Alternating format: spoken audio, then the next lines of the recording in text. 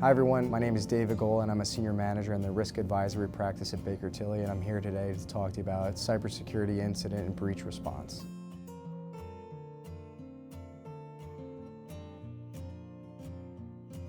So there's a lot of upfront preparation needed before you can effectively respond to a security incident. First off, performing a risk assessment should be your first order of business. This will ultimately help your organization address cybersecurity gaps up front and ultimately guide in the development of policies and procedures and an overall incident response plan. You should also incorporate operational workflows and define communication channels in the documentation to better address how incidents are communicated internally and also to the extent of how they're communicated externally to customers, local authorities, or governmental agencies if required to from a compliance standpoint. You should also consider developing a data governance policy that defines how various types of data is being managed. This type of policy is good housekeeping in the sense that you'll have a better understanding of how your data is being defined, shared, and managed. Establishing this type of policy can help you manage and limit the data at risk in the event of an incident data breach. So to effectively build out and execute these policies, you'll need to assimilate a team or individual to draft these policies and establish a group or committee to ultimately approve these directives for executive buy-in. Once all the formal documentation is in place, you should then perform operational exercises to test your plan and make sure that it's being executed as designed. You'll want to also train essential personnel on the policies and on the plan as well. Security awareness training should also provide supplemental guidance to all employees on how to identify and respond to potential security incidents or threats.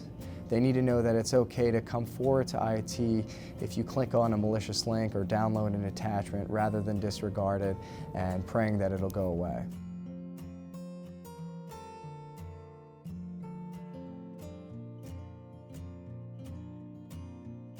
You'll want to establish threat intelligence collecting mechanisms up front, so the more data available to you will help your organization prevent or detect an event early on, which can also help in the evaluation and analysis of a security incident in the investigation process. Implementing monitoring technology is a very important step. Having a SIM or security information and event management tool in place is valuable in the sense that it analyzes your system endpoints, your firewall logs, your system event logs and vulnerability scans, and also looks at intrusion prevention and detection applications and data loss prevention tools. So having all this information working together can help paint the picture of what's going on in your environment prior, during, and after an incident has taken place.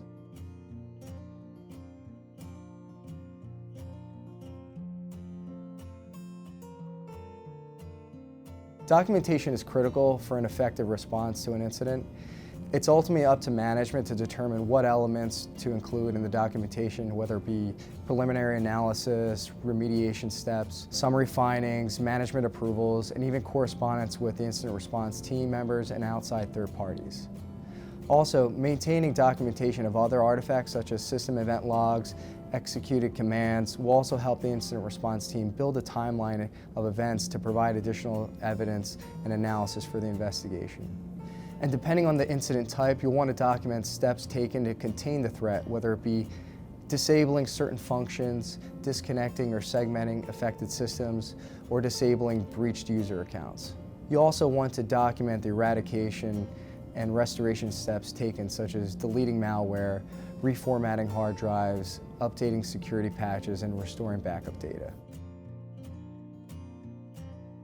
In order to close out the incident response lifecycle, you'll want to debrief how these incidents were handled, what were the lessons learned, and talk through some of the opportunities and recommendations for improvement. However, in some cases, if an incident is considered a reportable data breach, you may need to consider establishing a post-incident response team to assess what efforts are needed to be executed in order to address the business impact further, such as evaluating your business cyber insurance policy, retaining outside counsel, and engaging cybersecurity consultants and PR consultants to help manage what's to come after the fallout.